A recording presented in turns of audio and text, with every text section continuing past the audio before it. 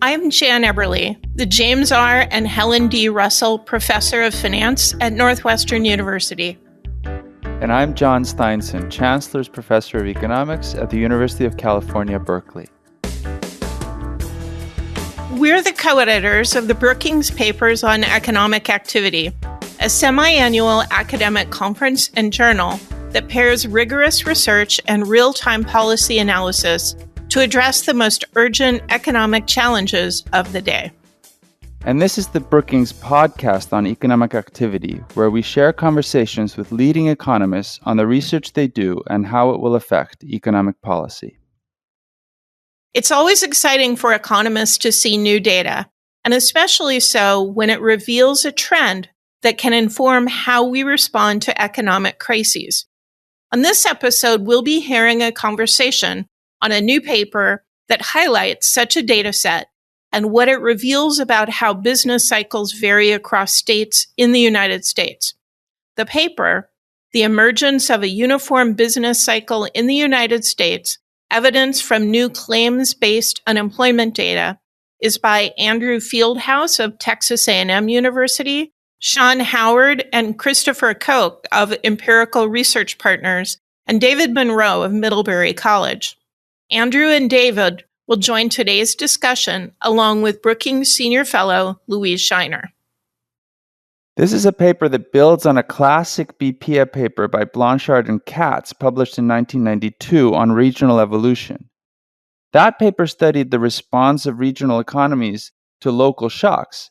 One conclusion was that in and out migration was an important channel of the response. When local economies faced a negative shock, people eventually moved out of the area, or vice versa with positive shocks.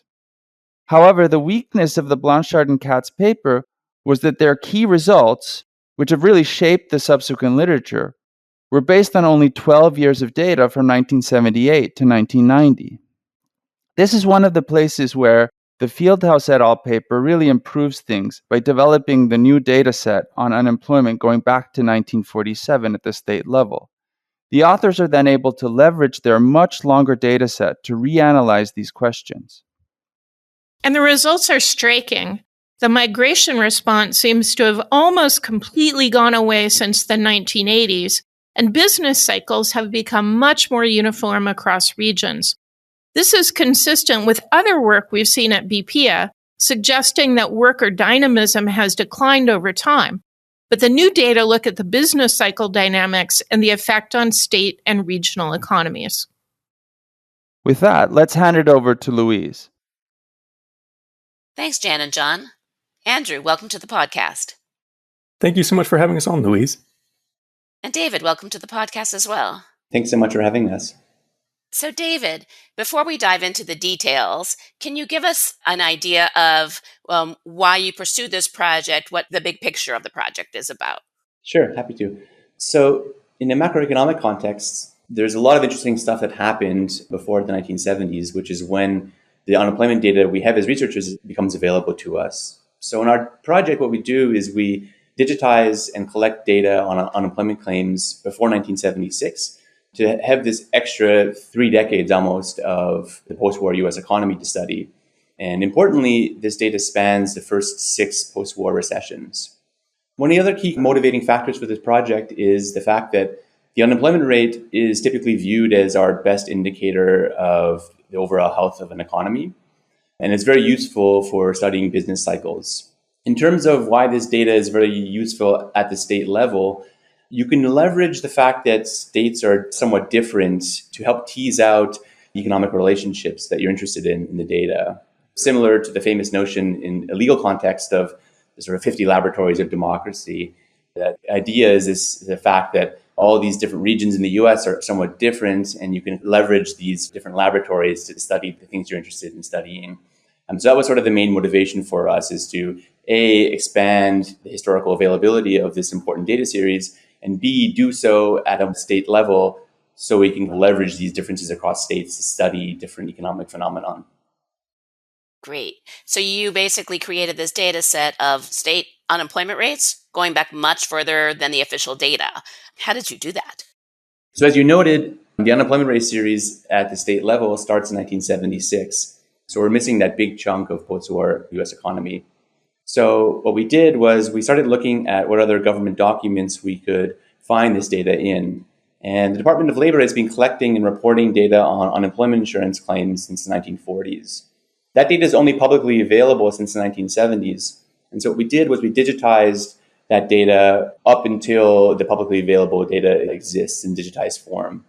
So we digitized about 36,000 monthly observations at the state level, and we then merged that with the existing Department of Labor data.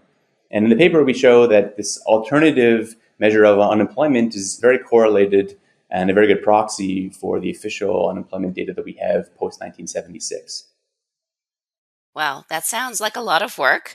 So then you compiled this amazing data set, and then you were able to use it to examine various questions. So Andrew, what were your main findings using these great data that you created?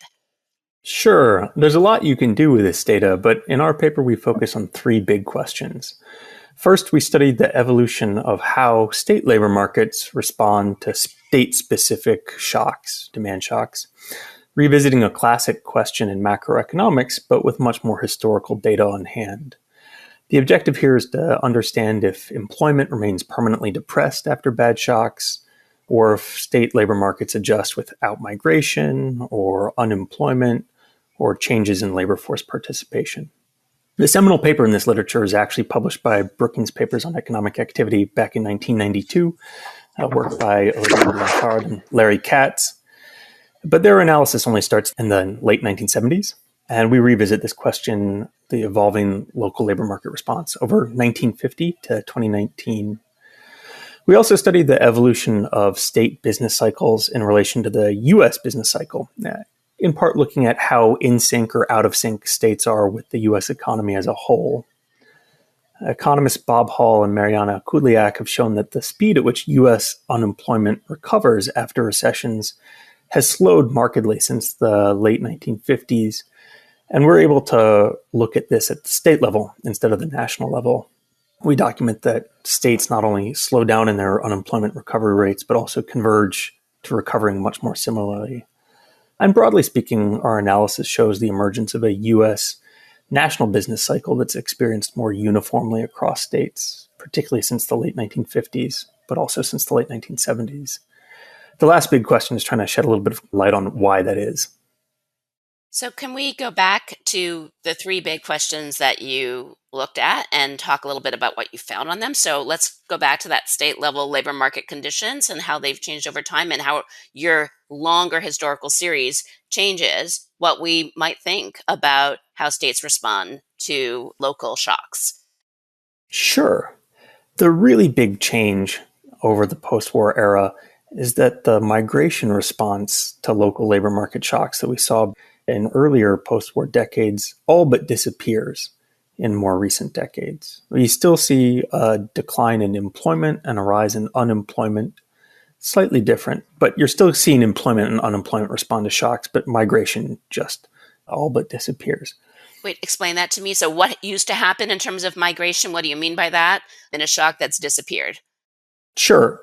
So in the early post-war era, when you had a bad labor market shock, you saw employment become permanently depressed, but you also saw a responsive population, essentially outmigration, people leaving a labor market for better economic opportunities elsewhere. And that migration response has all but disappeared in more recent decades. You still see a response of unemployment rising, employment falling, but it doesn't look like people are leaving for better economic opportunities. And without this longer series that you've created, I guess researchers were unable to see these trends over time. But now that you have this very long series, you can see them. Is that how to think about it? Or yeah, the responses are very time specific. And looking at this evolving over different windows, you can really trace out how the U.S. economy's adjustment at the state level has changed. Having the full post-war sample sheds a lot more light on how that evolution has played out. Great. And why do you think that is? What do you think is behind the change? Great question. So this is really related to another major finding of our paper. States' economies look a lot more similar today than they used to in the early post-war period. We document a convergence in state unemployment rates. This isn't saying that state unemployment doesn't rise. unemployment in states just looks a lot more similar to the US unemployment rate as a whole. States experiencing a national economy more similarly means there are fewer states with really good economic opportunities out there when you're in a national recession. So there aren't as many opportunities for outmigration for better job prospects. So this convergence in states' economic experiences, states experiencing relatively few large shocks that are different than other states, means that population response isn't as appealing as it was back in the early post-war era. And David, why do you think states have become more similar over time? Yeah, it's a great question. So we kind of explore this in our paper by looking at three features that are possibly correlated with business cycle at the state level. And so the first thing we look at is industrial composition. Essentially, states' economies have become similar in terms of the makeup of those economies, industrial makeup of the economies. The second thing we look at is the rise and convergence in female participation in the labor force across states. And the last thing we explore is the convergence in income per capita at the state level. So this idea that relatively poorer states are catching up to more wealthy states. So at a high level, what we find is that industrial composition seems to play an important role. The other stories we find a bit weaker evidence of. We find some role for per capita income convergence playing some role, but we don't really find any evidence that the female labor force participation story is playing a major role. So on the first point, thinking about industrial composition, what we document is there was a rapid convergence in the industrial composition of states in the 40s, 50s, and 60s. So states now look very similar industry-wise than they did in the 1940s. And we kind of drill a little bit deeper and look at the specific role of manufacturing as a broad proxy for states' industrial composition. So what we find is that those early rapid post-war recoveries, it was states that had really high manufacturing sectors, or really large manufacturing sectors, I should say, that had really rapid recoveries in those early recessions. And that, combined with the fact that now those states have become more similar composition-wise as the other states, you see less differences across pace of recoveries. The other thing that we note, which is interesting, is that post-1960, having a large manufacturing sector still confers to you some benefit in terms of how fast your recovery is, but it confers less of a benefit than it did in those early post-war recessions. That could be a result of a number of unique features about manufacturing. Manufacturing has a higher use of temporary layoffs, for example. There's more unionization, and the degree to which manufacturing has shifted away from those things could explain why having a large manufacturing kind of sector confers kind of less benefits than it did in the past. So I think you said that manufacturing, if you have a lot of manufacturing, you tend to recover more quickly from a shock. And because in the past, states differed more in how much manufacturing they had, there was more difference across states in how they responded to shocks. But it's also true that even though there is some difference in manufacturing itself has less benefit in terms of how quickly you recover from a shock than you did before. So Exactly. Both of those factors are okay. I just wanted to make sure I got it. Yeah, so that's one important story that we document in terms of like why we see this emergence of a more uniform business cycle. That story is that industrial composition looks much more similar now than it did in the past, and as such, we'd expect states to have much more similar recessions than they did in the past. So the only other story that we find some evidence for, it's much weaker than the industrial composition story, is this story of income convergence. So what we find is in those early recessions, states that were relatively poor, had low per capita income, tended to recover more slowly from recessions than more wealthy states.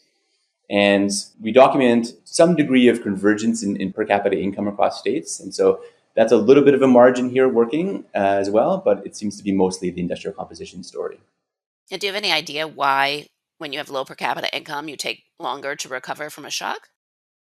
Yeah, that's a great question. It could be a number of things. It could be a function of states with low per capita income having less social supports, if you wish, that would speed the recovery.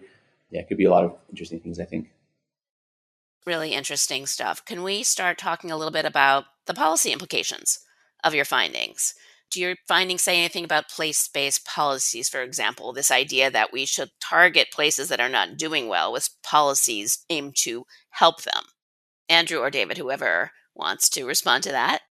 I'm happy to jump in here, and I'm actually going to start at the federal level because this is a little bit cleaner cut. So the evidence that we contribute in this paper showing a slowdown in convergence in economic experiences across states makes a stronger case for macroeconomic stabilization policy at the federal level. You've got all these states experiencing a national business cycle more uniformly, and they're recovering a lot slower. So national policy levers like the Fed lowering interest rates or Congress sending out stimulus checks will appropriately help a greater share of states, right? All states are more or less in the same boat. Whereas back in the 1940s or 50s, you had more states out of sync. So the Fed lowering interest rates is going to play out very differently in states. Similarly, the migration response to bad shocks all but disappearing means that you can't rely on outstate migration to greener pastures to spur a faster national recovery rate. So you're going to have to pull some policy lever to get a faster recovery. But our findings have more nuanced implications for regionally targeted stabilization policy, such as funneling more highway funding to a certain state. On the one hand, if outstate migration is a weaker response now, maybe that makes a stronger case for more targeted regional fiscal policies or industrial policy to try to target aid to states that aren't recovering slowly and where labor force participation, people dropping out of the workforce, is now bearing the margin of adjustment.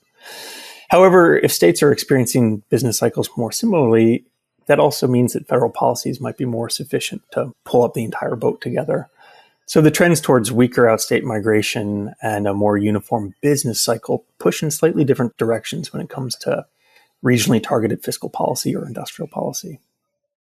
Very interesting. So what does your paper say about out-migration trends? Is it just we understand migration because now we know that states are more similar and that's the reason? Or is that just a piece of the puzzle? Or That's a great question. There is a very large literature on migration dynamics in the United States. And this is a very important but difficult question to quantify. Beyond the availability of better economic opportunities elsewhere, which is what we're looking at in our paper, there are a lot of other factors that are super important for migration decisions. Housing, supply or home prices, demographics, relative wages, all of which are beyond the scope of our paper. We're also only looking at cyclical responses to shocks, but there's a lot of evidence that cyclical responses to shocks have an important interaction with demographics. Young workers are more likely to move. And again, that's a little bit outside of the scope of our paper. Economists William Onley and Owen Thompson have a recent paper out showing that home prices are super important for exploring the change in migration patterns in the United States. So I don't want to overstep our paper. There's a really big literature on this. It's a super important question.